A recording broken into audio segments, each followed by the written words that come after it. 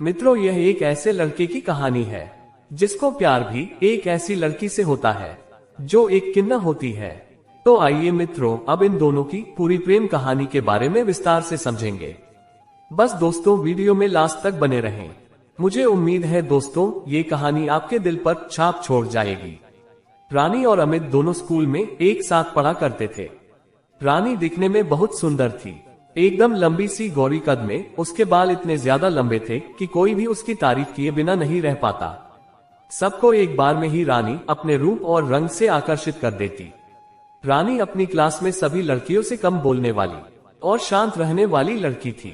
सिर्फ अपने आप से और अपनी पढ़ाई से मतलब रखा करती थी। अमित को रानी का यह अंदाज बहुत पसंद आया। वह मन ही मन रानी को पसंद करने लगा। रानी उसे बहुत अच्छी लगती थी। वह दिन भर रानी के ही ख्यालों में गुम रहता, न ठीक से अपनी पढ़ाई करता, न ठीक से खाना खाता, बस दिन भर रानी के बारे में ही सोचता रहता।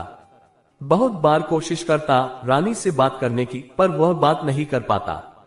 जब भी रानी उसके सामने आती तो वह रानी से नजरें मिलाने की कोशिश करता, पर रानी नीचे मुंह करके वहां से चली जाती। एक दिन जब वह अपने घर से स्कूल के लिए निकलता है तो रानी भी उसे रास्ते में मिल जाती है।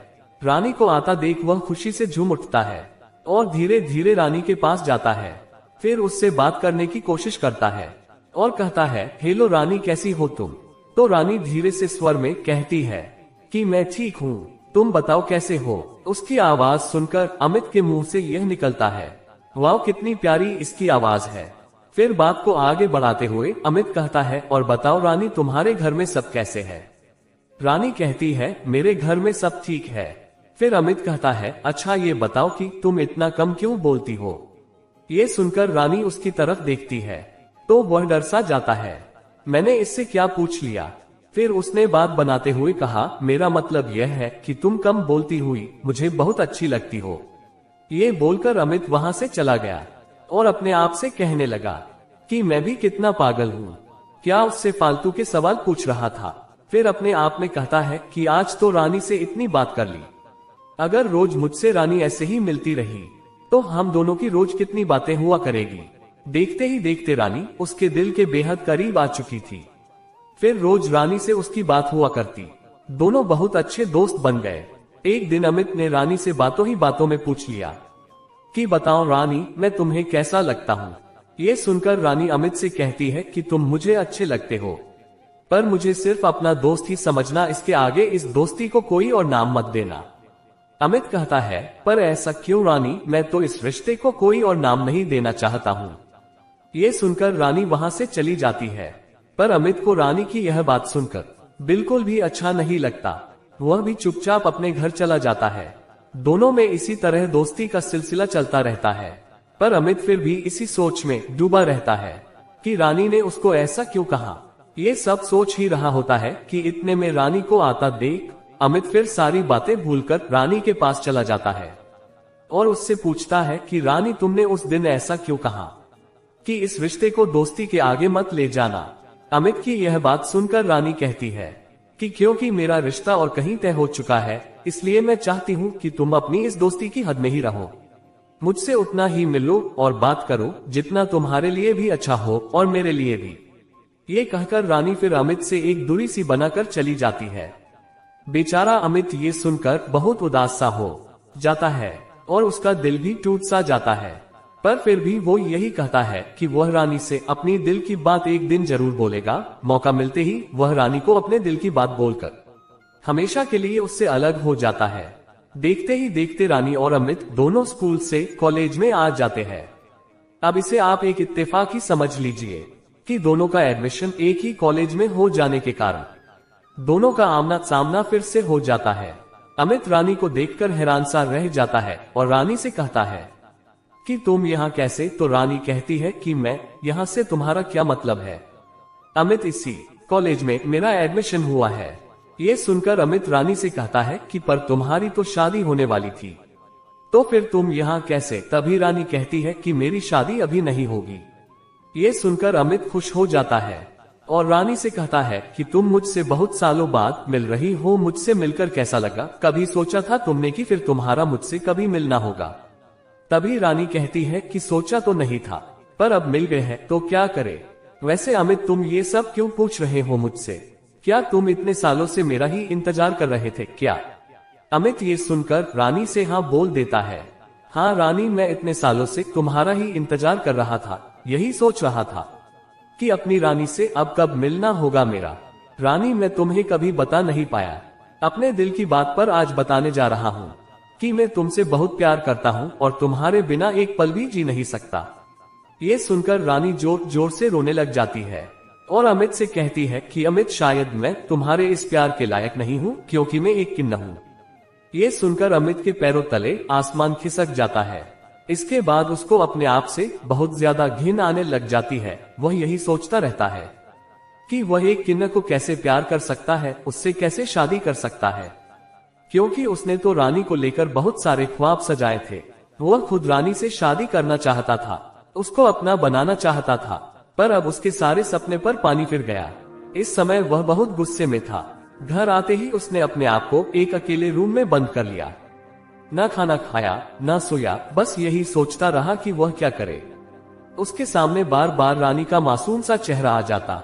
ये वही चेहरा था जिसने बार बार रानी को उसकी तरफ खींचा, उसे अपना बनाया, और अब वह कैसे रानी को छोड़ सकता है। रानी तो उसका पहला प्यार है। उसने इस प्यार को पाने के लिए कितना इंतजार किया था। जब आज इतने सालों बाद उसको उसका प्यार मिल रहा है, तो वह उस प्यार को पाने के बजाय उसको छोड़ रहा है। जब वह रानी से मिलने कॉलेज जाता है तो रानी उसको कॉलेज में नहीं मिलती। रोज कॉलेज जाने पर उसको पता चलता है कि रानी ने अब हमेशा के लिए अपनी पढ़ाई छोड़ दी है। ये सुनकर उसको अपने आप पर जितना गुस्सा आता, उतना ही ज्यादा रानी को खोने का अफसोस भी होता। अमित ने फिर किसी भी तरह रानी को ढूंढने का प्रयास किया, पर उसको रानी कहीं न मिली। लगभग 4 साल बाद फिर उसकी मुलाकात रानी से होती है। पहले की रानी में और अब की रानी में उसको बहुत फर्क दिखता है। रानी की खूबसूरती पहले से और ज्यादा बढ़ जाती है, वह और ज्यादा आकर्षित भी लगती है। जैसे ही अमित रानी के पास जाने के लिए अपने कदम बढ़ाता है, तो रानी उससे अपनी दूरी बना लेती है। रानी जहां जाती, अमित उसका पीछा करता। ये सब देखकर सड़क पर आते जाते लोगों ने अमित का विरोध करना शुरू कर दिया और उसको एक लड़की का पीछा करता देख उसको मारने लग गए। ये सब रानी से न देखा गया। उसने अमित को लोगों के मार से बचाया और अमित को अकेले में जाकर समझाया कि अमित, तुम क्यों बार बार मेरी नजरों के सामने आ जाया करते हो? प्लीज मुझसे दूर रहो। ये सुनकर अमित रानी को गले लगाकर रोने लग जाता है और कहता है कि रानी, मुझे माफ कर दो, अब मैं तुम्हें एक पल और नहीं खोना चाहता। ये सुनकर रानी हंसने लग जाती है और कहती है कि अमित, तुम क्यों मेरा बार बार मजाक बना रहे हो? ये प्यार जन्मों का साथ होता है, कोई 1-2 महीने की बात नहीं होती। तुम मेरे साथ अपना सारा जीवन नहीं बीता सकते। सच्चाई यही है कि मैं एक किन्नर हूँ। मेरे साथ शादी करके तुम कभी भी खुश नहीं रह सकते। अमित रानी की यह बात सुनकर उसको यही कहता है कि रानी, तुम्हारा प्यार ही मेरे लिए सब कुछ है। अगर तुम मुझे नहीं मिली तो मैं मर जाऊंगा। रानी, हम दोनों की खुशी एक दूसरे के साथ रहने में है, न कि अलग होने में। रानी कहती है, अमित, हमारे इस रिश्ते के लिए कौन राजी होगा? क्या तुम्हारे माँ पिता मेरे को एक किन्नर के रूप में स्वीकार करेंगे? रानी की यह बात सुनकर अमित कहता है कि जब मैंने तुमसे प्यार अपने माता पिता से पूछकर नहीं किया, तो मैं शादी भी उनसे पूछकर नहीं करूंगा। रानी कहती है, पर ऐसा नहीं होता है अमित, ये तुम गलत बोल रहे हो। मैं अपनी खुशी के लिए तुम्हें अपने माता पिता से अलग नहीं कर सकती। मुझसे शादी करके न ही तुम्हारा वंश आगे बढ़ेगा, न परिवार। ऐसी लड़की को समाज में कोई भी इज्जत नहीं देता जिसकी कोई औलाद न हो। अमित कहता है, रानी, तुम पढ़ी लिखी लड़की होकर ऐसी बात कर रही हो। दुनिया में बहुत से ऐसे लोग भी हैं जिनका कोई अपना खुद का बच्चा नहीं है, वह भी तो बच्चा अनाथ आश्रम से गोद लेते हैं। फिर हम भी बच्चा अनाथ आश्रम से गोद ले सकते हैं। हमारी हर एक इच्छा पूरी होगी, बस तुम इस शादी के लिए हाँ बोल दो। रानी, मैंने तुमसे सच्चा प्यार किया है, अब मैं तुमसे और अलग नहीं रह सकता। तुम प्लीज मुझसे शादी के लिए हाँ बोल दो। ये बात सुनकर रानी की आंखों में आंसू आ जाते हैं।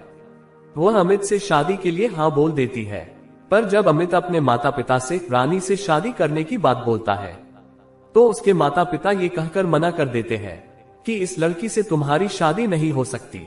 जो लड़की हमारे इस समाज में हमारी बराबरी नहीं कर सकती, जो हमारे घर के चिराग को जन्म नहीं दे सकती, उस लड़की को हम कभी नहीं स्वीकार कर सकते। ये सुनकर अमित उनसे यही कहता है कि अगर रानी की जगह आपकी खुद की लड़की एक किन्नर होती, तब भी आपका यही फैसला होता। माँ, आपको शर्म आनी चाहिए ये कहते हुए कि रानी समाज में हमारी बराबरी नहीं कर सकती। इस दुनिया की हर किन्नरों को मैं इज्जत की नजरों से देखता हूँ और रानी भी उनमें से एक है। मैं रानी से ही शादी करूंगा, चाहे आप मेरे इस फैसले से मेरे और रानी के कितने भी खिलाफ हो जाओ। ये कहकर अमित अपना घर छोड़कर जाने लगता है। अमित को जाता देख उसके माता पिता उन दोनों को अपना आशीर्वाद देकर इस शादी के लिए राजी हो जाते हैं। वही दूसरी और रानी भी अपने परिवार वालों को मना लेती है। दोनों परिवार की सहमति से यह शादी खुशी खुशी संपन्न हो जाती है। मित्रों, इस कहानी से हम सबको यही शिक्षा मिलती है कि हमारे समाज में सबको बराबरी का दर्जा मिलना चाहिए। उम्मीद है दोस्तों ये छोटी सी कहानी आप लोगों को पसंद जरूर आई होगी। तो प्लीज दोस्तों वीडियो को लाइक करके मेरे चैनल को सब्सक्राइब जरूर कर देना और वीडियो में लास्ट तक बने रहने के लिए आप लोगों का तहे दिल से धन्यवाद।